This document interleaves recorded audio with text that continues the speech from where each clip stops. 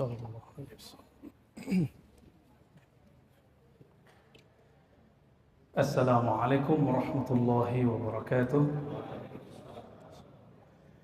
Alhamdulillah rabbil alamin.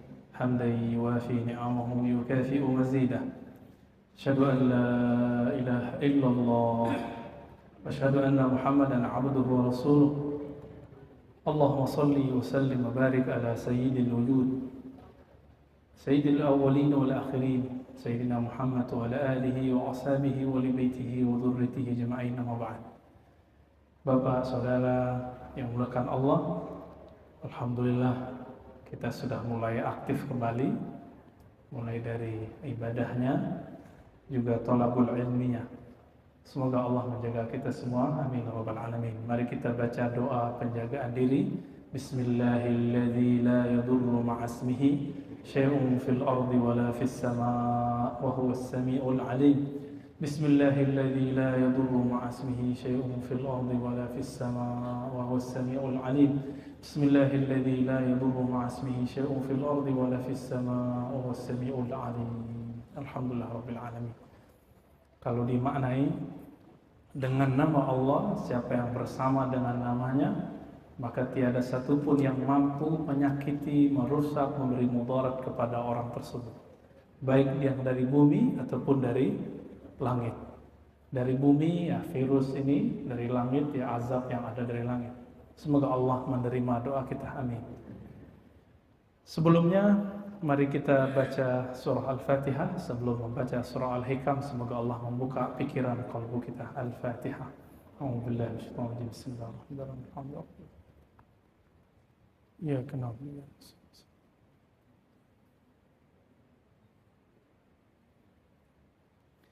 Baik. Kita masuk ke hikmah. Saya nggak tahu nomornya di sini, nggak ada ya.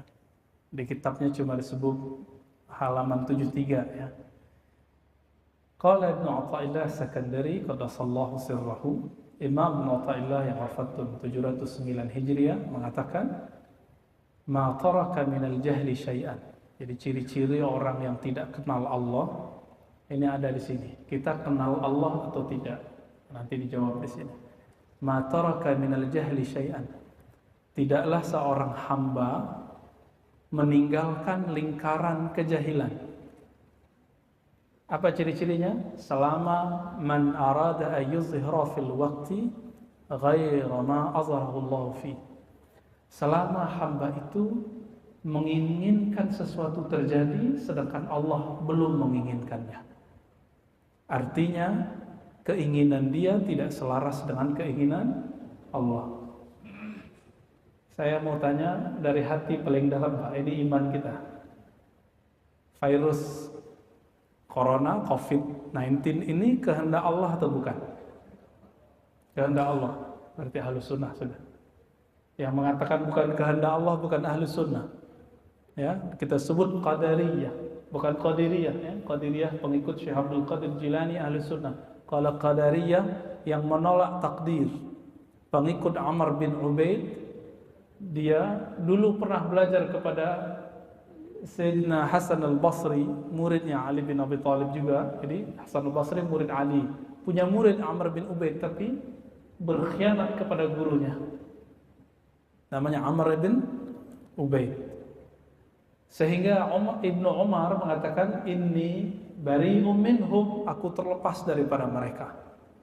Bahkan Al-Haris Al-Muhasibi yang punya ayah Qadariyah, dia tidak mau menyolatkannya karena bagi dia kafir, menolak rukun iman yang ke-6. Ada sampai begitu ya. Tapi Imam Abul Hasan Al-Ash'ari mengatakan tidak sampai kafir, dia cuma sesat, dolal. Ya, wallahu taala alam. Jika memang virus ini, bahkan mungkin setelah 2 tahun, 3 tahun kita lagi asik-asik, tenang-tenang, udah bebas, sudah dapat vaksin, mungkin muncul lagi, siapa tahu. Kita kan nggak ngerti ya. Tapi dari prediksi orang-orang yang sudah biasa berhadapan dengan ini, mereka mengatakan nanti juga akan ada lagi. Lalu kita berkeinginan agar terbebas dari virus ini secepatnya, sedangkan Allah belum menginginkannya. Nah, ini termasuk orang-orang yang belum keluar dari lingkaran kejahilan. tidak mengenal Allah Subhanahu wa taala. Bahwa Allah jika berkehendak ya suka-suka dia. Begitu, ya. Nah, disebutkan dalam bab ini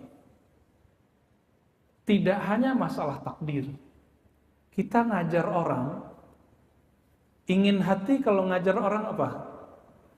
Orang itu cerdas. Bapak, ibu, kalau nasihatin anak, pengen anaknya berubah. Bener gak? Tapi anak langsung berubah gak? Guru ngajar muridnya, langsung berubah gak muridnya? Belum tentu. Nah, maka disebutkanlah di sini, ya. Man amala al-khalqa bisyari'ah tala khasmuhu ma'ahum. Jika engkau, jadi kita ini berinteraksi dengan manusia berdasarkan hukum zahir, hukum syariat yang zahir, halal, haram, sunnah, bid'ah, boleh, tidak boleh, talal khasmu ma'ahum, maka permusuhanmu akan banyak dengan mereka. Coba aja lihat, Pak. Kalau nggak ngerti nih belajar syariatnya, imam kunut aja rame sampai masuk ke TV kan, ada yang mukul imam karena kunut. Itu karena belajar syariatnya juga belum lengkap. Jadi kalau kita bermuamalah dengan orang hanya menggunakan hukum zahir, hukum boleh tidak boleh, kita sebut hukum fikih, kita musuhan terus sama orang. Bagi mazhab yang mengamalkan hadis Bukhari bahwa Nabi SAW melarang memanjangkan sarung di bawah mata kaki, ngelihat imam kita di bawah mata kaki, itu nyeseknya bukan main itu. Ya, wah imamnya ahli bid'ah nih. Sebaliknya, para imam yang mengerti hadis ini membaca hadis Bukhari juga bahwa Nabi pernah sholat sarungnya di bawah mata kaki. Ya ketawa ngeliatin orang yang celana dan sarungnya jingkrang. Akhirnya sama-sama bermusuhan. Maka beliau kasih jalan keluar. Apa jalan keluarnya? Wa man amalahum bil haqiqah adzarahum. Siapa yang berinteraksi dengan manusia, dengan orang lain bil haqiqah, dengan pandangan hakikat. Apa itu pandangan hakikat? Memandang bahwa semuanya digerakkan oleh Allah Subhanahu wa taala, adzarahum. Pasti dia ada kemudian akan menerima uzur mereka. Misalnya ketika imam berkunut, saya nggak kunut, saya mengatakan, oh mungkin imam mengamalkan hadis yang dianggap sahih oleh Imam Syafi'i. Kalau saya berkunut, imam saya nggak kunut, apa yang saya katakan? Oh mungkin imam saya ini mengikuti pendapat Imam Ahmad yang mendhaifkan, menilai lemah hadis kunut salat subuh. Beres malah. Selesai itu ya. Cuma orang kan tidak mau. Ya itu masalahnya. Orang maunya apa yang dia dengar itu yang benar. Nah, itu yang disebut muamalah bizahir syariah. Interaksi dengan orang tapi hanya dengan zahir-zahirnya saja. Lalu ditambahkan di situ. Wal wajib ayu amilahum fi zahir bisyari'ati fayudzakiruhum. Kalau kita berinteraksi dengan mereka dalam bab syariat, lalu mereka berbeda dengan syariat yang kita tahu, fayuzakkiruhum, maka kita boleh mengingatkan, bukan menghardik, bukan melaknat, bukan membunuh. Suatu kali dalam Sahih Bukhari, ada seorang sahabat namanya Abdullah, yashrabul khamra, dia suka minum khamar. Lalu apa kata sahabat Nabi? Allahumma la'anhu, ya Allah laknatlah orang itu. Hadis Sahih Bukhari. Apa kata Nabi? Nabi dulu pernah mengatakan orang ini cinta Allah dan Rasulullah. Maka Umar mengatakan, la, tidak boleh. Fa innahu yuhibbullaha wa rasuluh. Karena orang ini mencintai Allah dan Rasulnya. Jadi ternyata ada pemaksiat cinta Allah, Pak. Dia tidak sanggup menahan kecanduannya terhadap narkoba atau minuman keras, tapi hatinya sebenarnya menjerit. Setiap kali dia mengkonsumsi itu, dia menjerit, ya Allah tolong lepaskan aku, lepaskan aku. Sedangkan kita yang taat merasa sok suci. Hati-hati loh Bapak Ibu karena Allah. Ayat yang tadi dibaca oleh imam kita itu menyindir kita semua. Ayatnya tentang apa? Kisah iblis merasa sok suci. Iblis itu tercipta dari api dan Allah kasih mandat untuk menjaga surga. Disebut Haris atau Azazil. Azazil artinya hamba Allah yang mulia. Apa yang dia lakukan di surga? Dia bertapa, dia beribadah, berkhalwat.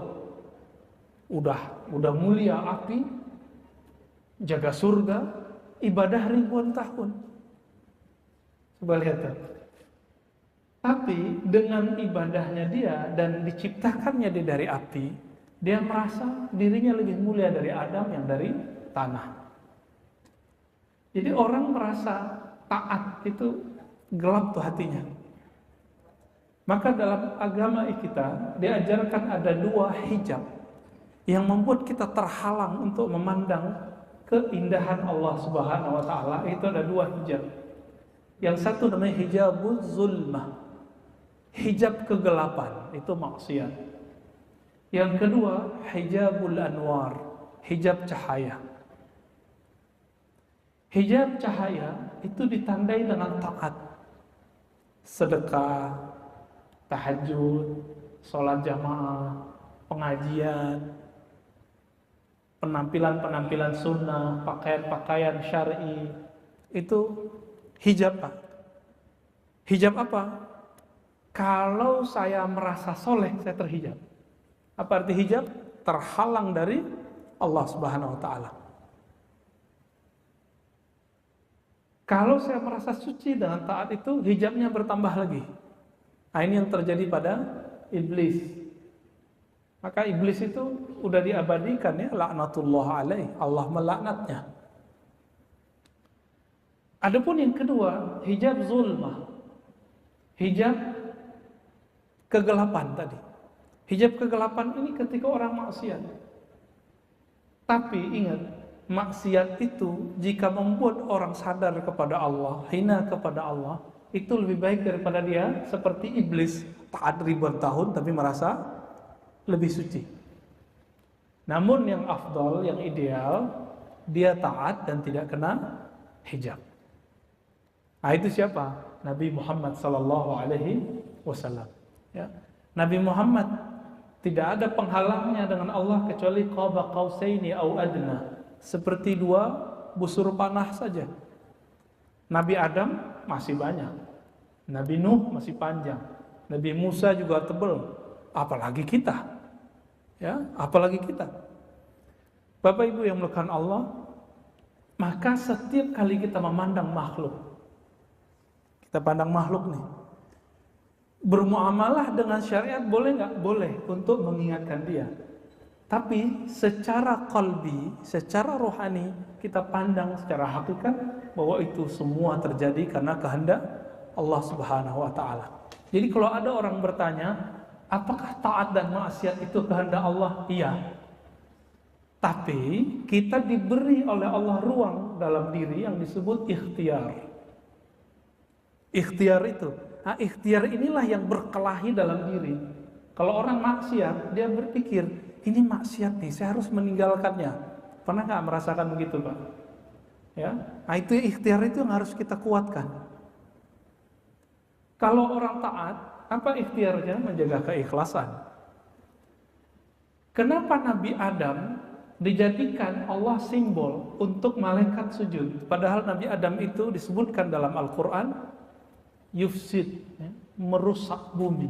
Yang kedua yasfikud dam, maksudnya menumpahkan darah. Dua, itu udah kelihatan sama malaikat, udah terlihat oleh iblis. Sorga itu di atasnya langsung Firdaus, ya, memandang mereka ke atas langsung arasy Allah. Mereka bisa melihat di Sidratul Muntaha itu ada banyak rahasia-rahasia Allah di situ yang disebut dengan Lauh Mahfuz. Di situ udah tertulis semua takdir. Jadi iblis itu udah ngelihat, Musa begini, Adam begini, ntar semua keturunan Adam itu pasti suka maksiat. Saya kan ahli taat. Ya, ini rasis, ya. Jadi ada rasis dalam diri iblis.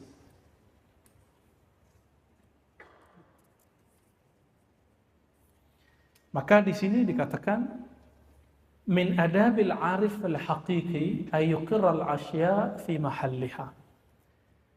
Di antara adab orang yang kenal kepada Allah adalah menetapkan sesuatu sesuai dengan takdir Allah Subhanahu wa taala. Ini beda dengan serba takdir. Serba takdir itu bersembunyi dengan kehendak Allah dalam bermaksiat. Ini kelompok namanya Jabariyah. Kelompok yang disebut dalam bahasa ilmiah fatalis. Kalau dia ditanya kenapa ente korupsi? Wah, ini kehendak Allah gitu. Kenapa kamu maksiat? Wah, ini kehendak Allah. Nah, ini enggak benar. Ngomong begitu cuma boleh di kolbu. Secara hukum akli tidak boleh. Kita ngomong nggak boleh. Kenapa? Karena melanggar hukum syariat. Kenapa Al-Hallaj? Tahu Al-Hallaj? Mirip kalau di negeri kita seperti Syekh Siti Jenar. Al-Hallaj wafat tahun 309 Hijriah. Kenapa ia kemudian divonis hukum? Karena dia melanggar adab-adab syariat. Jadi secara fikih dia benar, tapi secara hakikat, secara fikih dia salah, secara hakikat dia salah, dia benar ya. Hal ini yang perlu kita ketahui sehingga kita mampu melihat sesuatu secara bijak. Wa yusayyiru ma'aha ala sayriha, membiarkan sesuatu mengalir sesuai dengan jalur takdirnya. Nah, ini yang disebutkan oleh Imam Ibnu Athaillah tentang ciri-ciri orang yang kenal Allah Subhanahu wa ta'ala. Nah, maka Sayyidina Umar ketika melihat ada orang yang mabuk-mabuk tadi, Sayyidina Umar itu kalau melihat ada orang mabuk, itu dipukul olehnya, dijilid 40 kali Pak. Yang kedua 40 kali, yang ketiga 80 kali. Tapi Umar tidak pernah menghardiknya. Umar tidak pernah mengatakan ente terlaknat. Beda dengan kelompok yang kecil yang tadi mengatakan Allahumma la'anhu, ya Allah laknatlah peminum khamar ini. Tapi Sayyidina Umar tidak pernah melaknatnya karena beliau mendengar langsung Rasulullah mengatakan fa innahu yuhibbullaha wa rasulah, karena dia mencintai Allah dan Rasulnya. Jangan-jangan pemaksiat yang selama ini kita hina itu lebih mulia daripada kita hatinya ya. Masih ingat kisah perempuan Bani Israel yang Allah ampuni cuma karena dia memberi minum anjing? Kalau ngasih minum anjing aja bisa diampuni Allah, apalagi dia bantu makhluk Allah. Ya, anjing hina atau terpuji? Yang dalam pikiran kita nih alam bawah sadar, hina, najis. Najisnya bukan najis biasa. Najis dalam mazhab Syafi'i disebut mughalladzah, najis berat. Tapi cuma dengan memberi binatang yang najisnya berat itu dia diampuni oleh Allah Subhanahu wa taala. Masih ingat lagi laki-laki yang membunuh 99 orang, lengkap 100 orang dengan ahli agama yang mengatakan ente enggak bisa diampuni Allah. Lengkap sudah dibunuh 100. Tapi ternyata setelah itu dia ketemu wali Allah yang mengatakan, "Siapa yang melarangmu meminta ampun kepada Allah?" Akhirnya dia diampuni oleh Allah. Coba lihat, 100 orang dia bunuh, dia diampuni Allah, masuk surga. Jadi nanti 100 orang yang dibunuh kan masuk surga tuh. Dia masuk surga juga. Nanti Allah tersenyum, disebutkan dalam banyak hadis bahwa Allah tersenyum ketika melihat pembunuh yang dibunuh masuk surga. Yang dibunuh protes, "Ya Rabb, kenapa yang membunuhku ada di dalam surga?" Jadi Allah pun nanti tersenyum, bahwa wallahu a'lam bagaimana senyumnya Allah ya. Kira-kira begitu. Dan dalam hal ini saya kemudian jadi takut sebenarnya. Karena setiap hari kita melihat ada orang-orang yang menurut kita hina, tapi ternyata belum tentu dia hina di sisi Allah SWT. Hati itu langsung bilang, "Oh nih orang jahat nih, nih pemaksiat nih, ini orang hina nih," gitu. Mengganggu aja nih, ngemis nih, gitu. Enggak begitu pikiran-pikiran kita. Dan ternyata ujian terberat Nabi Musa adalah tingkah laku Nabi Khidir yang aneh. Masih ingat? Ya, saya sekedar mengingatkan kembali. Kenapa Quran perlu dibaca berulang-ulang? Karena memori kita pendek. Kita perlu ulang. Masih ingat Nabi Khidir membunuh orang? Zahirnya jelek ya, secara syariat. Tapi hakikatnya. Jadi Nabi Khidir bertugas sedang mengajarkan ilmu hakikat ke Nabi Musa.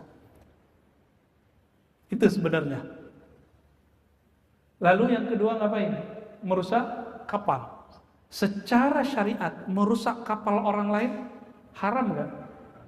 Tapi kalau nggak dirusak, semua penduduk kampung itu yang laki-laki mati semua antara esok. Berarti perempuan-perempuan janda semua, anak-anak jadi yatim semua. Cukup dengan merusak sedikit kapal, satu kampung beres, satu kampung selamat. Itu ilmu hakikat. Kalau yang tadi anak dibunuh, kalau dia besar, dia pasti membuat orang tuanya kufur. Nah, tadi disebutkan dalam ayat yang dibaca imam kita tadi. Ya. Perintahnya ada begitu ya. Maka sertailah mereka fil amwali wal aulad, dalam mencari harta dan menafkahi anak-anak. Tuh. Jadi emang tugasnya iblis itu ngurusin kita, ngerecokin kita dalam nyari duit. Yang kedua, urusan anak. Karena itu nggak bisa hilang, Pak. Banyak orang hilang idealisnya, hilang kemurnian kalbunya cuma karena dia ingin menafkahi anaknya yang nangis-nangis minta duit atau minta kuliah, minta beli ini dan itu. Kita lanjut teksnya supaya nggak keluar dari teks ini. Maka ada sebuah asar ya, hadis qudsi, Allah Subhanahu wa taala berfirman, "Man lam yarda biqada'i." Siapa yang tidak ridho dengan takdirku, wa lam yasbir ala bala'i, tidak mau tahan terhadap bala bencana yang aku turunkan, termasuk virus sekarang, falyakhruj min tahti samai, maka keluarlah dari kolong langitku, wal yattakhir rabban siwai, dan carilah Rabb Tuhan selainku. Bisa nggak nyari Tuhan selain Allah, Pak? Udah nggak bisa lagi kita ya. Maka Imam Abu Utsman Ad-Darani mengatakan, "Mundu arba'ina sanah ma aqamani Allah Ta'ala fi halin fakarihtuhu." Jadi beliau selama 40 tahun melatih kalbunya. Apa kata Imam Ad-Darani? Aku melatih kalbuku selama 40 tahun agar tidak pernah berburuk sangka atau merasa hebat sendiri ketika mengalami sesuatu takdir. Beliau nggak pernah. Baik buruk, senang, susah, beliau kemudian mencoba untuk ridho. Bapak Ibu yang hidup di zaman ini nyesel nggak dengan adanya corona? Kok saya masih hidup gitu? Kita takut-takutin, ntar 2023, 2024 kali ada lagi virus lebih gede, gimana? Serem gak tuh? 2024 nanti kan ada kontestasi pemilihan umum lagi, itu lebih serem lagi Pak nanti itu. Kemarin 2019 kelihatan seremnya gimana? Nanti mungkin 2 kali lipat dari itu, cuma dengan formulasi yang berbeda. Kita kan nggak tahu, karena emang Nabi sudah mengabarkan di akhir zaman itu, ya huru hara tambah besar Pak. Ini nggak tahu nih masjid ini kalau direnov nggak selesai sebelum 2023 2024, saya nggak yakin selesai Pak. Saya nggak yakin selesai. Ini corona aja kita udah kayak seok-seok udah, ya. Gimana Pak pengurus?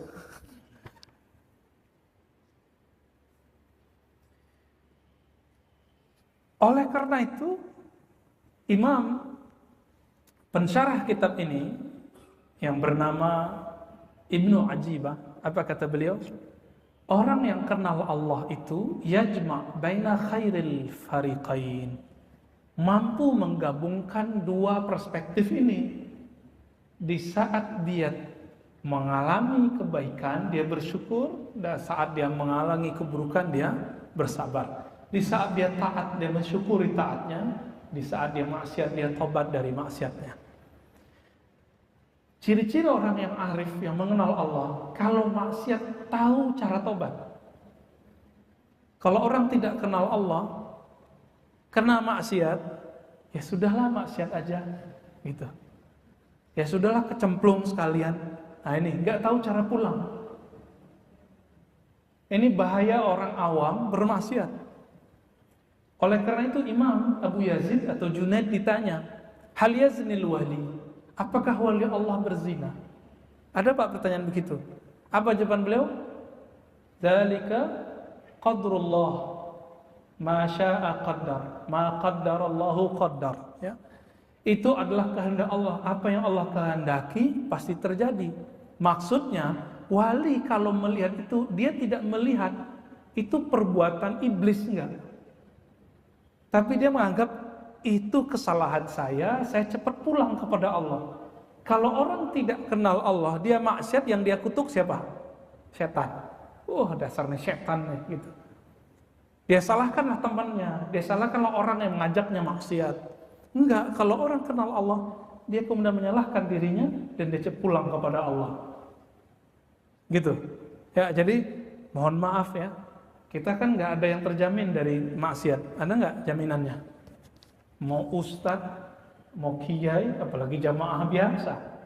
Enggak ada Pak kita yang dijamin. Bedanya, kalau ustadz, guru, syekh, mu'alim bermaksiat lebih besar dosanya daripada orang awam. Cuma kalau ulama itu maksiat dan dia tahu cara pulang, makomnya cepat naik. Ini ada sahabat kita bertahun-tahun merasa tidak maksiat. Ada, ya. Kalau jam 3 udah bangun, 5 waktu di masjid, ngerasa udah kayaknya soleh. Akhirnya merasa dirinya suci. Lama-lama dia benci dengan tetangganya nggak pergi ke sholat subuh ke masjid. Ada perasaan begitu. Lama-lama dia menganggap orang yang nggak sepengajian dengan dia itu jahil semua. Lalu apa yang terjadi? Dia berpikir, aku sudah taat, tapi kok nggak bisa nangis ya kalau istighfar. Malam-malam, wabil asharihum yastaghfirun. Begitu dalam surat Zariyat, pada waktu sahur mereka beristighfar kepada Allah, minta ampun kepada Allah. Tapi kok nggak ada sentuhan di kolbunya, ada perasaan di hatinya. Ini apa yang salah ini? Akhirnya dia minta kepada Allah, ya Rabb, kenapa hatiku sekeras ini? Udah ikut muhasabah, nggak nangis-nangis Pak, malah ngejekin ustadz mentor muhasabahnya. Ustadz ini ya, buat cerita palsu lagi gitu ya. Apalagi yang dulu pakai musik ya, dia dapat taklim musik haram, ya sudah lewat, sudah nggak bisa tersentuh. Akhirnya dengan izin Allah, tapi Allah tidak meridhoi maksiat, dia terjebak dalam maksiat. Ketika dia terjebak maksiat, dia terpapar maksiat, lagi asik-asik maksiat, selesai maksiat itu dia lakukan. Kan dalam hadis dikatakan, apabila syaitan selesai menggoda Bani Adam maksiatnya, maka dia pergi. Jadi habis orang maksiat tuh iblisnya pergi, Pak. Kalau iblisnya pergi, setannya pergi, apa yang terjadi? Maka si manusia itu menyesali dirinya. Nah, tinggal dilihat, dia menghujat syaitan atau dia menganggap dirinya yang hina. Disinilah dia bertemu. Terbukalah hijabnya saat selesai bermaksiat. Di situ dia nangis, malam hari dia bangun, ya Allah, tadi pagi, tadi siang aku bermaksiat dan aku merasa paling hina ya Allah. Jadi jangan-jangan orang yang bermaksiat itu lebih lembut hatinya daripada orang yang taat sok suci. Ya. Tapi alangkah indahnya jika ada orang taat merasa dirinya belum sempurna taatnya, sehingga dia menangis ketika dia taat. Dia berpikir, ya Allah, saya sudah sholat tapi kok belum khusyuk. Terus dia nangis. Itu lebih baik Pak daripada dia kena maksiat dulu. Ada maksiat yang tidak terlihat, maksiat kolbu. Apa itu maksiat kolbu? Buruk sangka kepada Allah, buruk sangka ke makhluk. Dan maksiat kolbu yang susah terlepas dari diri kita adalah ghaflah. Dalam surah Al-A'raf Allah mengatakan, wala takum minal ghafilin. Janganlah engkau menjadi orang yang lalai. Hijabnya kolbu adalah lalai. Nah, kira-kira Bapak, saudara makan Allah, ketika sholat hatinya lalai gak kepada Allah? Jika iya, itu maksiat kolbu. Kita dah taat nih secara zahir, kolbunya belum taat. Perlu ditobatkan gitu? Perlu. Kita sebut dia istighfar ruhani, istighfar kolbu ya. Berdasarkan ini semua, Bapak Ibu saudara makan Allah, dapat kita pahami dari hikmah yang pertama yang kita bacakan itu, bahwa ciri-ciri orang yang tidak kenal Allah Dia ingin sesuatu terjadi sebelum saatnya. Baik masalah takdir, nasib, masalah virus, masalah taat dan maksiat. Ingin khusyuk sebelum saatnya. Ingin merasakan keajaiban sebelum saatnya. Ingin bertemu yang gaib-gaib sebelum saatnya. Itu terjadi pada Lia Eden. Karena ingin melihat yang gaib sebelum saatnya, sekarang dia nggak ngerasa jadi Jibril. Almarhum dosen saya, Prof. Bambang Pranowo aja pernah ikut Pak, profesor itu, orang pesantren. Profesor doktor. Ditanya orang, Prof, dulu kenapa ente mau masuk aliran Lia Eden itu? Apa jawaban beliau? Ya katanya dia berguru sama Jibril. Masa saya nggak mau belajar sama dia gitu ya? Mau berguru sama muridnya Jibril. Sekarang ternyata lebih aneh. Merasa dirinya Jibril, dirinya Maryam, dirinya Isa. Kayaknya kemasukan jin Yesus kayaknya ya. Padahal Yesus nggak gitu-gitu amat ya. Nah, kita masuk ke hikmah yang berikut. Syuruknya jam berapa? 5.05 ya. Oke, dikit lagi deh. Hikmah yang berikut. Ihalatukal a'mal ala wujudil faragh min ra'unatin nufus. Ciri-ciri orang yang jiwanya kacau, ru'unatin nufus. Kita ini kacau apa enggak nih? Kalau tadi ciri-ciri orang tidak kenal Allah. Sekarang nafsiyah, sisi basyariah, sisi manusiawi kita kacau atau normal? Apa ciri-cirinya? Ihalatul a'mal inda wujudil faragh. Menunda-nunda amal soleh sedangkan ada waktu luang. Mohon maaf, selama COVID ini banyak waktu luang atau tidak? Banyak ya? Banyak kerja dari rumah atau kerja di mana? Kita kalau kerja di kantor itu harus kena macet dulu ya. Pulang macet lagi. Ini enggak Pak. Capeknya udah hilang. Lalu dulu kita ngomong, nanti kalau saya pensiun, kalau liburan, saya mau tahajud deh, mau khataman Quran. Mana tuh? Cita-citanya dulu tuh mana gitu.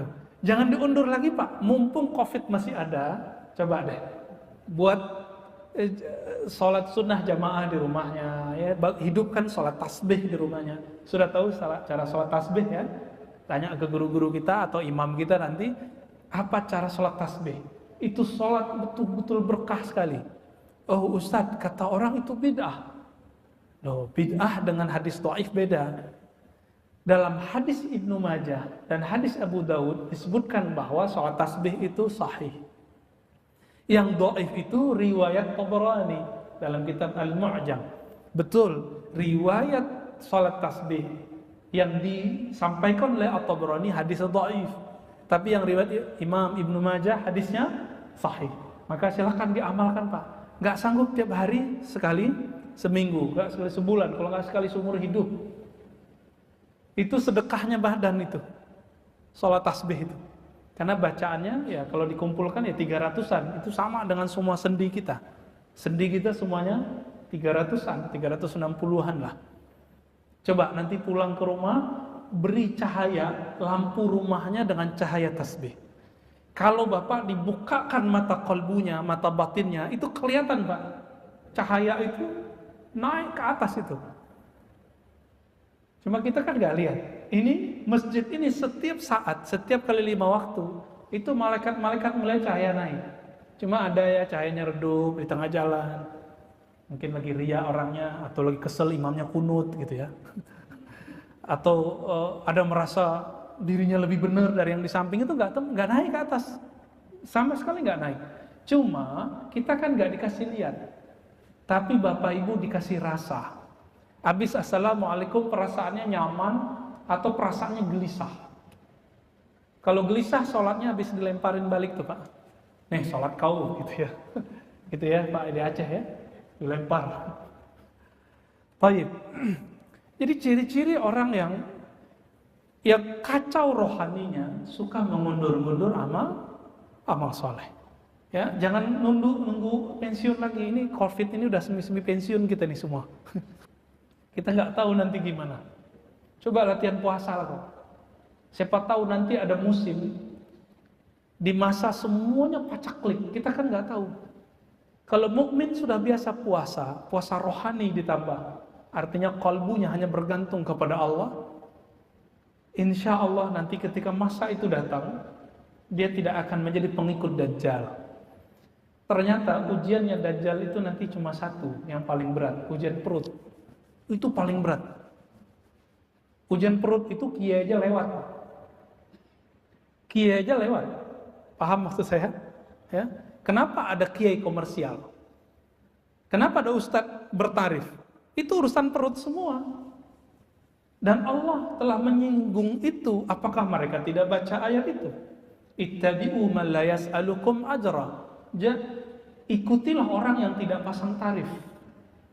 Ini baru mu'alaf, diundang keluar kota, langsung minta panjer 5 juta. Ya, saya nggak usah sebut lah namanya siapa. Ngisi juga di sini. Ya, alhamdulillah selama COVID nggak ada. Ya, saya juga nggak ngisi di sini. Kita dapat laporan Pak dari daerah. Kita kan jauhlah terus ke kampung-kampung. Buat daurah-daurah Ahlussunnah, penandaan Ahlussunnah lah kira-kira. Kita ya menyebar cahaya itu, semoga Allah sambung rahasia itu ke dalam kalbu kita. Ya laporlah mereka, Ustadz saya ngundang fulan, ternyata urusan perut minta panjar 5 juta. Mu'alaf padahal. Kita yang dari dulu ngaji nggak berani Pak panjar-panjar. Ya. Kita cukup Allah aja yang panjar.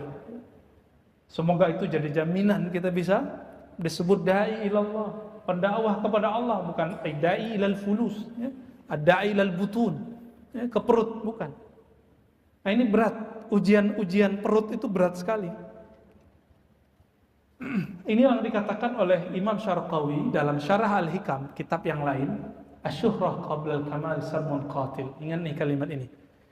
Populer, terkenal sebelum matang rohaninya, itu bisa membunuh kalbunya. Enggak punya hati nanti. Enggak punya hati sama sekali. Jadi kalimat Imam Natta'illah ini menyindir kita semua supaya kalau taat jangan diundur-undur. Kalau mau khatam Quran jangan diundur-undur. Kalau mau ngaji Pak sekarang jangan diundur-undur. Ngaji itu sekarang yang dicari bukan ngaji yang banyak amalnya nanti, tapi ngaji yang membuat kita mengenal siapa yang kita sembah. Inilah penutup kajian kita pada pagi ini sebelum ada tanya jawab. Ada tanya jawab nggak Pak? Ada ya. Wa ma khalaqtul jinna wal insa illa liya'budun. Terjemahan biasa orang apa? Tidaklah aku ciptakan jin manusia kecuali untuk menyembahku. Itu terjemahan harfiah. Coba kita lihat terjemahan ilmu ma'rifatullah yang diwariskan oleh Sayyidina Ibnu Abbas radhiyallahu taala anhuma. Apa kata beliau? Wa ma khalaqtul jinna wal insa illa liya'rifun.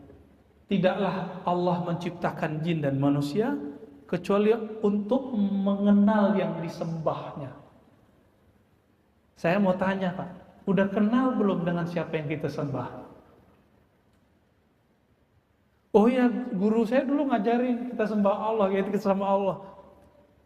Kalau begitu kita disebut abid, ahli ibadah aja. Dari tadi kita menyebut arif, abid. Apa beda abid dengan arif? Abid itu menyembah Allah karena ada maunya. Mau dapat surga, mau dapat bidadari 72, ya. Jadi surganya mohon maaf, surga seksual, surga hasrat. Benar gak tuh? Boleh gak? Boleh. Tapi levelnya masa dari dulu ngaji begitu-gitu aja? Ini ngaji udah setiap pagi Pak? Udah? Belum, baru Sabtu Minggu, Sabtu Ahad. Baru 2 hari seminggu ya. Tapi kalau hari biasa kan 2 kali sehari. Ba'da maghrib, ba'da isya. Sekarang yang perlu kita butuhkan di akhir zaman tidak hanya bagaimana cara memperbanyak amal, tapi mengenal siapa yang kita sembah dalam beramal. Nanti kalau sudah sampai pada ma'rifatullah, dijamin Pak, kalau nanti datang si Dajjal pembawa fitnah itu, kita nggak akan berubah. Tapi kalau ahli ibadah aja, nanti hidup di masa Dajjal, mending Bapak minta meninggal sebelum itu ya. Nggak akan kuat. Urusan perut ya, Bahkan Dajjal kalau sudah keluar itu, anak istri itu bisa jadi diperkosa oleh tentara-tentaranya. Kita dituntut, kamu ikut saya atau gimana? Diancam. Nauzubillah min zalik. Nauzubillah min fitnatil Masihid Dajjal. Ya, semoga kita terjaga dari fitnah Masihid Dajjal. Dan saya meyakini virus-virus huru-hara sekarang itu bagian dari skenario-skenario itu. Tapi saya nggak mau seperti kawan-kawan kita yang terlalu buru-buru mengatakan Dajjal sudah keluar, Mahdi sudah keluar ya. Itu sama dengan menghendaki sebelum Allah menghendaki. Udah jalani aja gitu. Kira-kira begitu. Jadi menyembahlah kepada Allah, lalu kenallah Allah yang kita sembah. Nah, kalau sudah kenal nggak akan lagi berubah itu imannya. Insya Allah. Ini yang dikatakan oleh Heraklius ketika ditanya oleh Sufyan. Apa kata Heraklius? Adakah umat Muhammad yang murtad? Apa jawaban Sufyan? Tidak. Lalu Heraklius mengatakan, betul. Jika iman nurnya telah masuk ke ruang relung-relung kolbu, dia tidak akan pernah keluar. Maka dalam bab akidah, siapa yang benar-benar mukmin tidak akan pernah murtad. Tapi kalau dia baru level muslim, pasti bisa murtad. Mungkin murtadnya bisa bolak-balik 1000 kali. Ya, kira-kira itu Bapak Saudara makan Allah. Nanti sholat syuruknya diundur aja, ya, karena sholat syuruk itu waktunya sampai sebelum duha. Ya, tafadhal. Kalau ada yang bertanya, Pak Mirwan nih.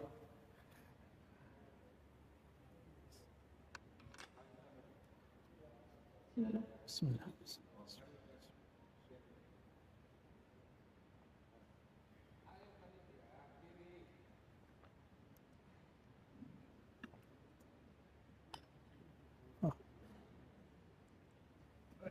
Assalamualaikum warahmatullahi wabarakatuh. Terima kasih. Assalamualaikum. Ya. Alhamdulillahirrahmanirrahim. Rahmat ridho dari Allah. Kami merasa bersyukur ini hari yang kedua kali kita mendapatkan tausiah langsung tanpa lewat Zoom atau lewat online. Alhamdulillah. Pertanyaan yang pertama yang saya tanyakan terdetik sejak mulai PSBB diberlakukan, di mana dengan adanya isu COVID-19 ini kan di satu sisi protokol kesehatan itu bagus sekali, kita dilatih untuk menjaga kesehatan, menjaga jarak, menjaga jangan sampai terpapar penyakit.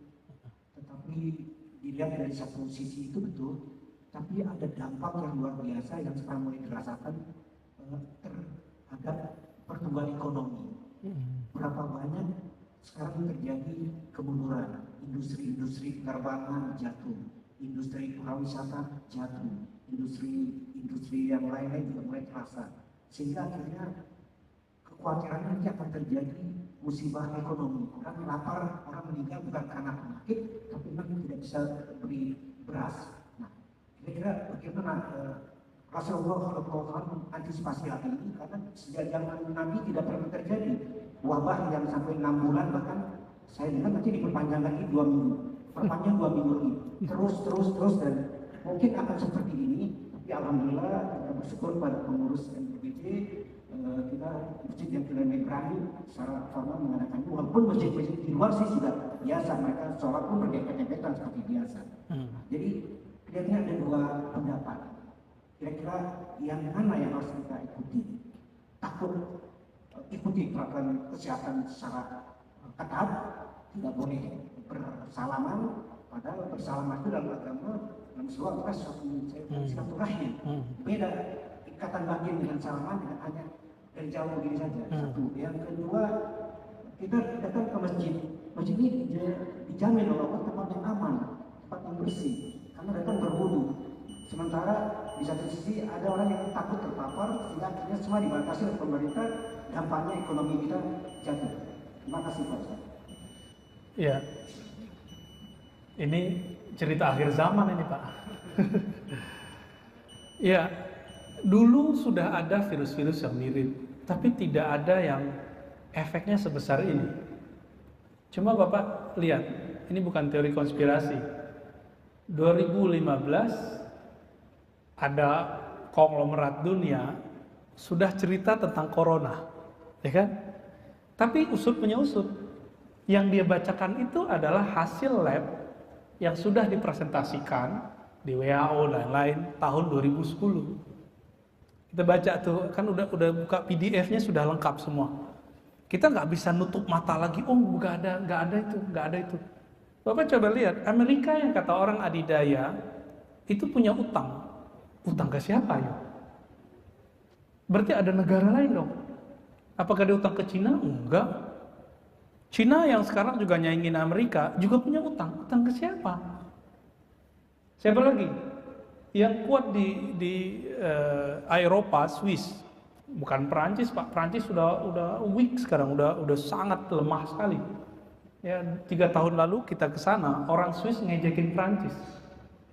Poor. Gitu. Miskin loh gitu. Saya dengar sendiri, Pak, mereka ngomong begitu. Parah ya. Inggris sampai keluar Brexit. Karena dia udah baca itu semua. Karena kalau dia ikut kemarin, masih ikut Eropa waktu itu, ini Eropa, maka kena dampaknya lebih dahsyat. Saya tidak mau berangan-angan dalam bab ini, tapi ini bukan sembarangan.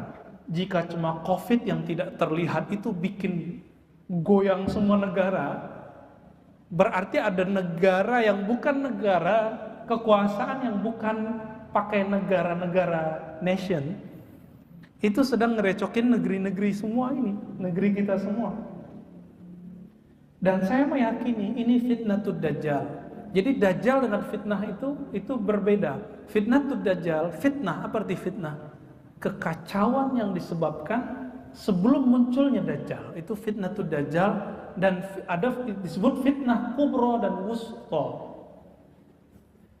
Kalau yang dulu-dulu sugro, saat dajjal muncul itulah yang kubro. Sekarang itu sudah wusta, fitnah yang medium. Sudah medium, Pak. Namun, jangan usah khawatir, negeri kita Allah berkahi dengan banyaknya zuriat para Rasulullah ada di negeri kita. Bapak coba tanya sama orang-orang Arab keturunan Rasulullah dari Yaman.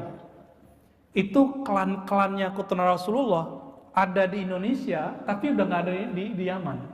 Jadi ada suku apa gitu ya, kabilah fulan, ada di sini, nggak ada di Yaman. Apalagi di Arab Saudi, udah nggak ada, Pak. Yaman itu kalau nggak ada Tarim, nggak ada Hadramaut, nggak ada Al Habib Omar dan guru-guru kita mulia di sana, itu lewat sudah. Karena aliran ekstrim sudah berkembang di daerah Daraa, Damaj, dekat-dekat situ juga, Son'a, ya sudah banyak. Kemana mereka? Ternyata mereka dari dahulu sudah bikin markas-markas dakwah di negeri kita. Ada Maulana Ibrahim As-Samarkandi, ada Ahmad Jumadil Kubro. Sebelum itu ada yang kita dengar Sunan Ampel, itu kan keturunannya Raden Rahmat. Kemudian generasi-generasi setelahnya yang kita sebut sekarang habaib itu, ya. Dan kabar gembiranya apa dari Rasulullah? Al-Mahdi minni min waladi Fatimah. Al-Mahdi yang orang di akhir zaman yang dapat hidayah, dapat guidance langsung dariku, yang bisa menyelamatkan banyak orang, min waladi Fatimah, dari keturunan Fatimah. Dan sekarang yang terbanyak di mana? Di Indonesia, Pak. Silakan tanya ke Robito Alawiyah. Terbanyak di Indonesia. Bukan di Maroko, bukan di Arab Saudi, bukan di Irak, bukan di India, tapi di negeri kita. Masa saya berkeyakinan kebangkitan Islam itu nanti ada dari negeri kita. Namun kuat nggak nunggunya? Ntar giliran keluar Dajjal dikira itu Mahdi. Kenapa? Sakti, Pak, Dajjal itu. Sakti Dajjal itu. Orang akan mengira ini nggak mungkin kalau bukan Mahdi, gitu. Gimana? Kuat nggak ntar? Kelaparan. Ini sekarang juga banyak yang bunuh diri, artis-artis di Korea, di India. 20 tahun mereka kerja di entertainment, sekarang bunuh diri. Di Korea paling banyak bunuh diri semenjak COVID. Indonesia karena kepalanya 5 kali sehari ke bawah, alhamdulillah nggak banyak tuh yang bunuh diri ya. Yang bunuh diri yang nggak jelas itulah. Aduh, dosa bunuh diri itu dahsyat, Pak. Jangan pernah ada di antara kita yang bunuh diri nih. Karena orang yang bunuh diri itu nggak diterima ke atas, nggak terima ke bawah. Itu yang disebut gentayangan itu. Tapi gentayangannya bukan jadi hantu, bukan. Bukan. Kalau yang gentayangan yang kita dengar-dengar itu setan itu, iblis itu, ya, jin. Mereka nggak diterima ke atas, nggak diterima ke bawah. Gimana tuh nasibnya? Nauzubillah misalnya itu siksaan kubur itu. Jadi siksaan kubur itu nggak mesti di dalam kuburnya. Nanti akan ada orang nggak kuat karena kelaparan bunuh diri, Pak. Nauzubillah min dzalik. Kuat nggak menuju itu? Jadi masalah yang tadi resesi, apalah istilahnya kan menakutkan ya. Nggak usah khawatir, Pak. Indonesia nggak akan mengalami kelaparan sedahsyat itu. Coba buka tentang swasembada kita, itu daerah Kalimantan. Sekian ratus hektar, bahkan ribuan hektar itu sedang dipersiapkan untuk pangan. Coba lihat deh, videonya banyak. Ya, langsung. Maka Bapak yang dulu tidak nyoblos presiden sekarang, seperti saya, sudahlah, jangan ngutuk lagi, jangan menghujat lagi. Sekarang PR kita cuma satu, mendoakan siapapun yang memimpin negeri ini, supaya Allah guide dia secara gaib, secara batin, untuk menyelamatkan negeri kita. Sepakat nggak? Al-Hazni Al-Fatihah. A'udzubillahi minasyaitonir rajim. Bismillah. Alhamdulillah. Maliki yaumiddin, iyyaka na'budu wa iyyaka nasta'in. Shiratal ladzina an'amta 'alaihim. Allahumma shalli amin. Ya, ada lagi. Insya Allah doanya mustajab, doa pas taklim. Ya. Sebelum tambahan Pak Mirwan nih. Ciri-ciri orang yang arif tidak meminta takdir dicabut. Hanya orang awam. Bapak mau ningkat nggak dari hamba, abid, suka ibadah, tambah suka ibadah, kenal yang diibadahi. Mau naik? Mau naik pagi ini? Ciri-ciri orang yang arif, yang bermakrifat kepada Allah, tidak pernah minta takdir itu dicabut. Karena Nabi mengatakan jaffatil aqlam, bahwa tinta dari kolamnya takdir, tintanya takdir itu sudah kering. Maka memintanya untuk dihapus itu tidak bijak. Tapi kita punya celah. Allah itu punya kudrah iradah. Kudrah iradah itulah takdir qada dan qadar. Kudrah kehendak, iradah kudrah kekuasaan, iradah kehendak. Itu takdir Allah. Namun kita punya satu celah, dan itu celahnya luas sekali, yaitu bab jaiz. Allah punya sifat jaiz. Apa arti sifat jaiz? Setelah ini bisa jadi coronanya hilang, bisa jadi tidak. Jangan hanya minta corona hilang, Pak. Banyak virus ini mau datang. Kita minta corona hilang, nanti muncul yang lain. Maka yang kita minta bukanlah virus itu hilang. Apa kata Imam Abdul Hasan Sajli? Sungguh celaka orang yang percaya kepada Allah tapi tidak menerima kehendak Allah. Celaka, Pak. Dan lebih celaka lagi, orang gak percaya Allah, ingkar kepada Allah, menolak takdir Allah. Kebanyakan kita, doa-doa kita levelnya level yang satu itu. Percaya kepada Allah tapi gak mau menerima kehendak Allah. Mau nikahin seorang pasangan tapi nggak menerima kekurangannya, kira-kira begitulah. Terus gimana dong? Tengkar mulu tiap hari ya? Akhirnya kita bertengkar terus dengan bab iman dalam kolbu. Jadi Pak Yul ya, benar? Lupa. Pak Erwin. Pak Erwin ya. Kita jangan meminta supaya virus ini terangkat. Yang kita minta apa? Ya Allah, jaga kami, ridhoi kami. Beri rasa ridho dalam kalbu kami. Raditu billahi robba. Aku ridho kehendak Allah apa saja. Kalau Bapak dapat itu, ini yang disebut arif billah, orang yang kenal kepada Allah Subhanahu wa taala. Silakan, Pak. Assalamualaikum warahmatullahi wabarakatuh. Assalamualaikum. COVID-19 belum berakhir. Iya. Biasanya kita di sini baca qunut menzilah. Tapi Imam hari ini saya tidak tahu mengapa aja ini tidak baca. apakah ada Ustaz di sini, itu perlu dipertanyakan dan mesti diulangi lagi. Yang kedua, kepada pengurus atau panitia, kalau ada pengajian begini, tempat Ustaz untuk sholat di sini tolong disiapkan. Jangan sampai seperti tadi, Ustaz terpaksa ke belakang mundur untuk mencari tempat sholatnya. Kalau sempat Ustaz ini Ustaz mengambekkan, nggak jadi dia pergi ceramah tadi. Tapi untuk tidak, ya. Ini perlu kita koreksi. Saya ingin kalau koreksi itu langsung, tidak pakai macam-macam.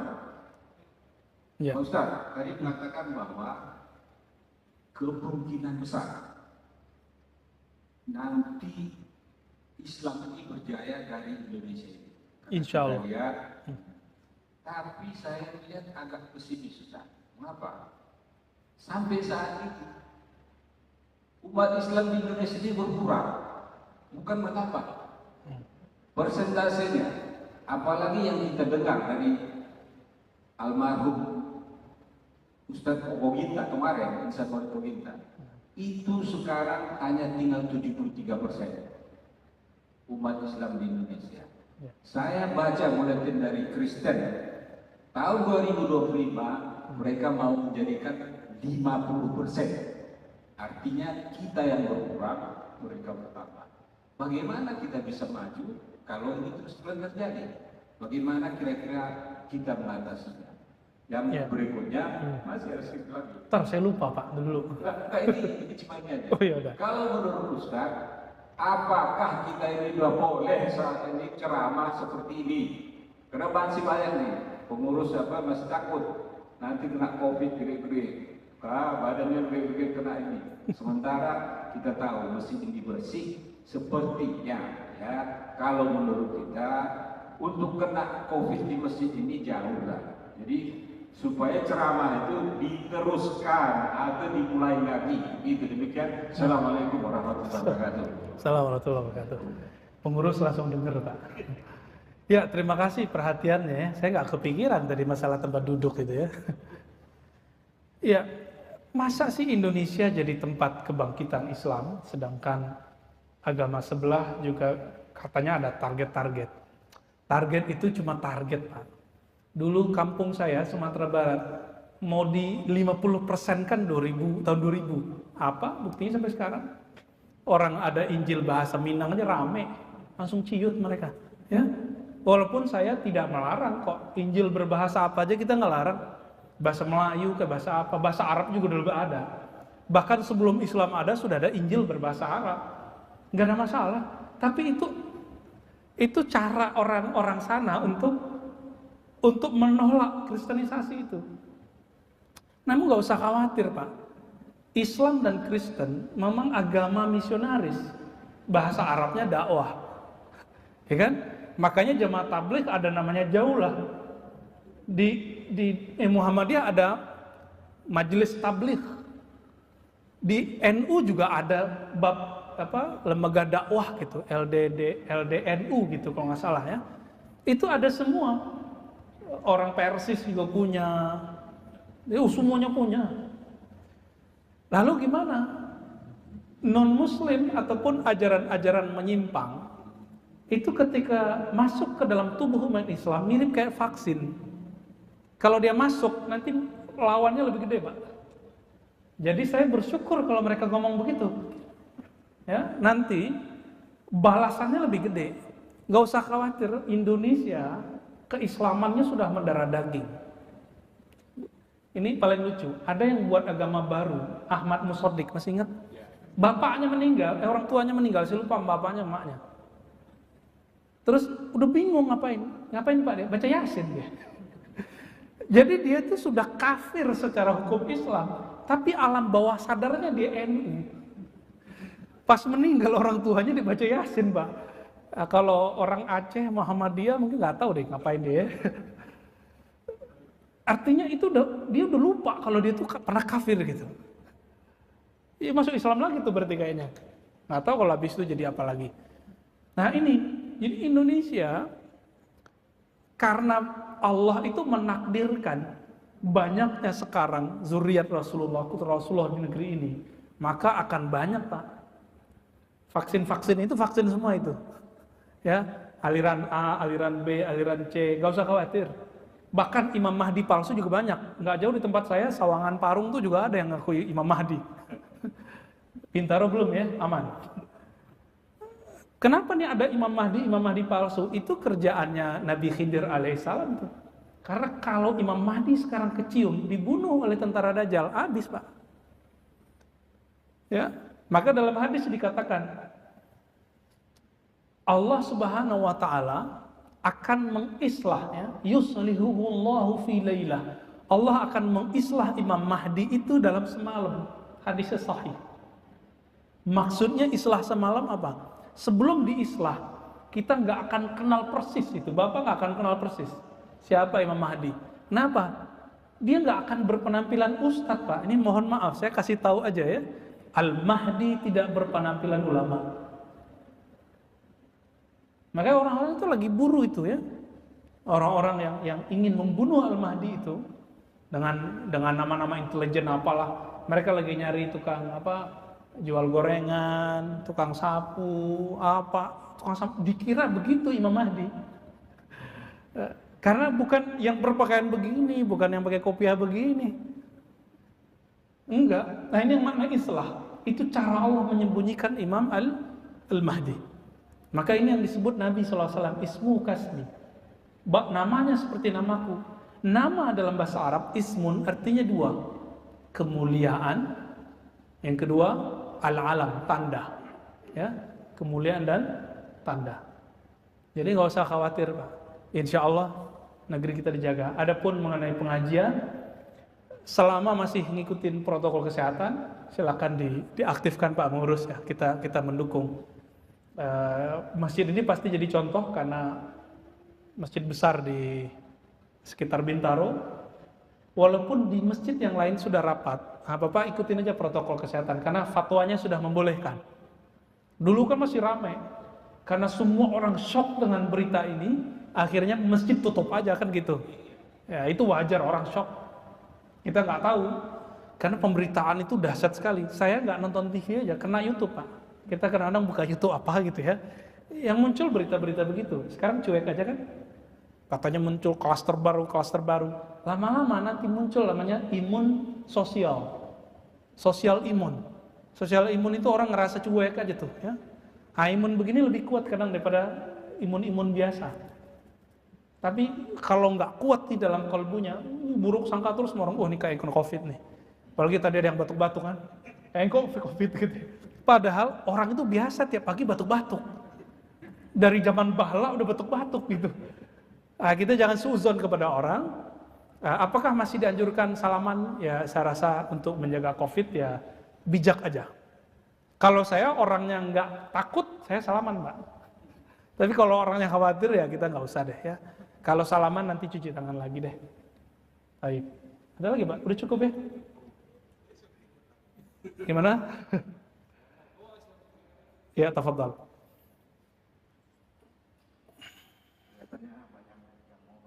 Tafadhal. Assalamualaikum warahmatullahi wabarakatuh. Waalaikumsalam warahmatullahi. Pak Ustadz, seperti kita ketahui kan kita kondisinya sekarang lagi kondisi wabah kan Pak. Sebagaimana Ustadz bilang tentang takdir, kita jangan minta supaya corona ini cepat-cepat diangkat Pak.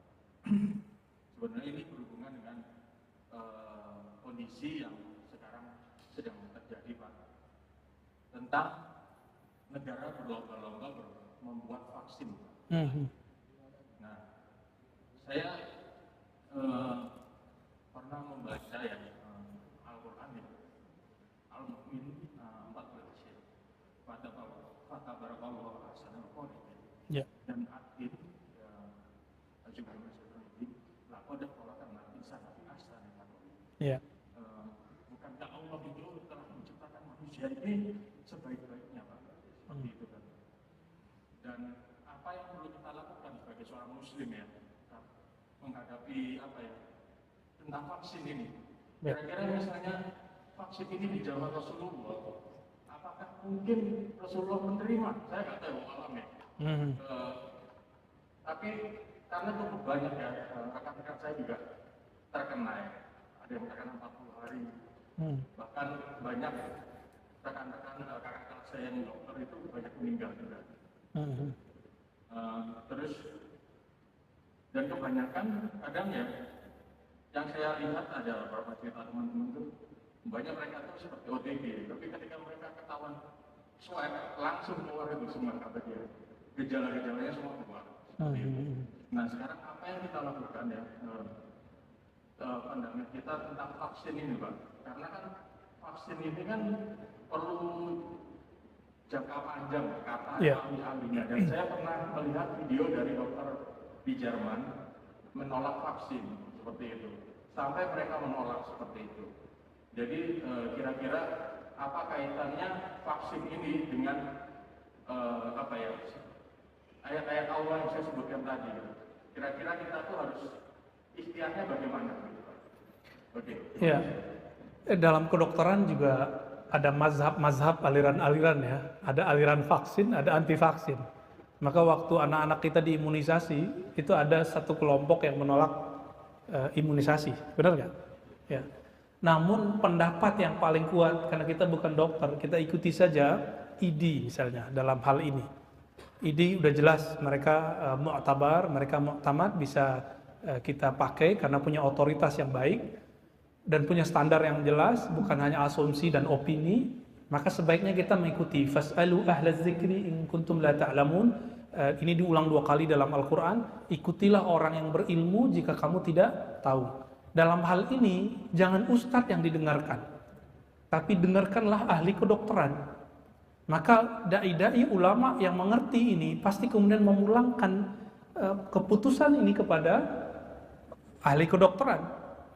Opini-opini ini kita tidak usah terlalu hiraukan. Adapun tentang vaksin ini bagian dari apa yang Nabi katakan, tadawu ibadallah, berobatlah ya hamba Allah. Kita berobat, iya, tapi dalam garis takdir kan gaib. Kita tidak meminta takdir ini dihapus. Kita cuma mengatakan, ya Allah, lakukanlah sesukamu. Gitu. Lakukanlah sesukamu. Lakukanlah seridho-ridhomu. Tapi ya Allah, jangan cabut keridhaan dari kalbu kami. Gitu. Sehat nggak ridho, sakit ridho, mending sakit. Tapi sehat, ridho, syukur, mending itu Pak, lebih baik lagi. Jadi dengan adanya kondisi seperti ini, misalnya dengan adanya orang-orang yang dites gitu ya, kalau rapid kan belum otoritatif ya, apa tadi swab ya. Nah, ini yang bahaya Pak. Orang itu biasanya dia positive thinking. Ketika dilakukan swab itu ternyata positif. Apa yang terjadi? Shock. Shock ini kemudian membuat imunnya jatuh. Dan itu dokter-dokter sudah paham. Maka kita menyarankan, jangan banyak-banyak deh swab itu. Jangan banyak-banyak Pak. Di Amerika aja Presiden Amerika ngomong begitu. Iya. Amerika sendiri nggak bisa membendung ini. Maka ini bukan skenario Amerika. Bukan skenario Rusia, bukan Cina. Cina aja nggak bisa Pak. Vietnam katanya yang kemarin hebat apa sekarang? Ya. Inggris, Prancis kacau, Spanyol hancur. Italia juga kemarin begitu. Adapun Jerman, karena Jerman ini mohon maaf ada egonya sedikit karena mereka kekuatan ilmiahnya lumayan kuat dan presidennya seorang ahli ilmu eksak ya, ahli kimia kalau nggak salah. Dia pun masih melihat opini-opini yang bermacam-macam itu. Jadi saran saya, kalaupun Bapak nanti swab atau apa ya, coba dibangun husnuzon dalam dirinya, berpikir positif, ridho. Maka saya kemarin saya keceklek Pak paru-paru. Alhamdulillah ini bisa gerak nih. Tadinya nggak bisa bangun, keceklek sampai badan panas dingin. Tapi apa yang keluar dalam hati? Alhamdulillah, Allah begitu ya. Terus kalimat yang paling membuat saya tersentuh itu raditu billahi robba. Ya Allah, jika memang Engkau ridhoi aku dengan keceklek begini, aku ridho. Jadi kalau saya ngomong agak tinggi dikit itu langsung sakit Pak di sini. Ya. Rasa ridho itu muncul nggak? Untuk memunculkan rasa ridho, maka perlu menanamkan itu setiap pagi, setiap sore. Jadi kalau di hadis itu dikatakan 3 kali, sebaiknya Bapak membacanya 7 kali. Katakan raditu billah, aku ridho atas kehendak Allah sebagai Rabbku. Udah dibaca itu Pak, raditu billah robba wa bil islami dina. Jangan hanya hafalan, coba mainnya di kolbu sekarang. Ya Allah, aku ridho apapun kehendakmu atas diriku. Nah, ini yang kita sebut menerima kenyataan diri sendiri, memaafkan diri sendiri. Itu yang juga kita katakan kenapa pemaksiat bisa ketemu rahmat Allah, karena dia bisa memaafkan dirinya sendiri dan tidak menyalahkan orang lain. Gitu. Terakhir, ya tafadhal. Assalamualaikum warahmatullahi wabarakatuh. Assalamualaikum warahmatullahi. Ustaz, saya kembali kepada tafsir Ustaz awal, kembali ke Al-Hikam. Karena saya membaca buku Ustaz yang pure Muslim Puritan. Ya. Puritan. Jujur saja agak bingung untuk mentelaah Ustaz. Iya, iya. Dan saya lihat beberapa kajian di situ ada hal-hal yang menarik untuk mencerahkan kolbu yang sering Ustaz katakan. Mohon penjelasan, ada urutan atau level yang disebut dengan takwa, kemudian wara dan zuhud. Ini hal-hal yang agak sulit sekali untuk dicapai orang-orang seperti orang awam lah seperti kita. Mohon, apakah hubungan antara takwa kemudian wara dan zuhud seperti kita bisa mentapaki supaya kecerahan kolbu itu kita dapatkan? Mohon. Terima kasih. Iya. Takwa dan wara itu berhubungan erat. Tapi zuhud lain lagi. Takwa dan wara, takwa itu amal soleh yang muncul dari dalam diri. Tapi amal soleh ini tidak akan muncul kalau orang tidak meninggalkan hal-hal yang boleh, jika membuat dia terjebak kepada makruh apalagi haram. Itu disebut wara. Maka orang-orang yang wara inilah yang bisa mengisi hidupnya dengan ibadah-ibadah. Nah, ibadah ini jika bersumber dari perasaan tadi disebut takwa. Maka Nabi mengatakan at-taqwa hahuna. Takwa ada di dalam diri, di dalam jiwa kita, ya.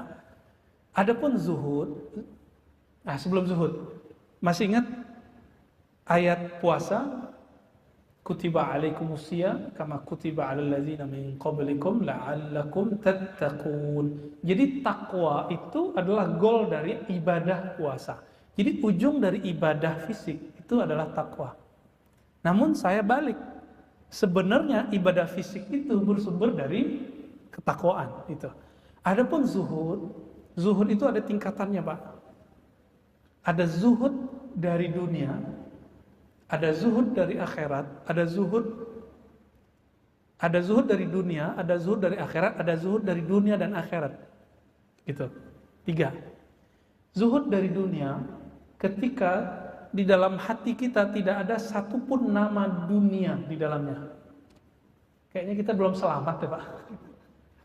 Ya, rupiah, dolar itu masih ada di dalam tuh ya. Ya enggak? Nafsu, hasrat itu jujur aja. Saya aja belum selamat dari itu. Padahal ngaji hikam, belajar zikir, riyadhah ribuan zikir. Apalagi yang enggak riyadhah zikir. Kira-kira gimana tuh? Ada orang enggak itu lagi dicarinya. Dunia ini terbagi dua juga, ada hissi maddi, ada yang materi, ada yang ghair maddi. Popularitas, posisi. Kenapa ada orang tengkar untuk cuma jadi RT RW, Pak? Emang RT RW dapat gaji apa? Enggak ada apa-apa, itu cuma popularitas. Popularitas aja. Mau jadi pengurus masjid, emang dapat gaji apa? Dapat hujatan adanya. Diomelin orang ada, dikritik orang. Kalau bukanlah karena popularitas, enggak ada. Lalu supaya kita enggak kena ini, maka ada perlu zuhud dari dunia. Gimana cara mengeluarkannya? Dia harus didesak dengan nama Allah. Makanya kita mengajarkan dari dulu, ayo sebut nama Allah pakai kolbunya. Supaya selain nama Allah itu tertumpah, ya, yang ada di dalam cuma nama Allah, Allah, Allah, gitu ya, la ilaha illallah. Itu keluar semua tuh. Orang nyari gelar LC, MA, doktor, sarjana teknik, insinyur, dulu insinyur kan, magister, doktor, PhD, apa yang dicari? Gelar itu nggak ketulis kok di jidat. Akhirnya kawan-kawan itu mengenalkan diri, saya dokter fulan, kan gitu kejadiannya. Ingin disebut dokter. Itu popularitas. Popularitas semua. Saya direktur, saya manajer, saya GM, gitu. Itu semua popularitas. Ketika rasa itu bisa ditekan, bahkan diangkat dengan nama Allah, maka sembuhlah dia dari penyakit hubbud dunia, penyakit cinta dunia. Orang ini baru masuk ke level awal dari hubbul akhirah, cinta akhirat. Cinta akhirat itu bagus. Walal akhiratu khairul laka minal ula. Akhirat lebih baik daripada dunia.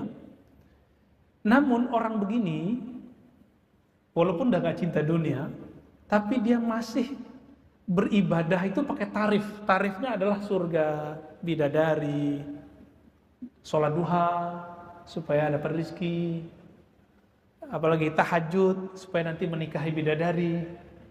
Masih begitu. Ini benar gak? Benar. Cuma surganya baru surga seksual.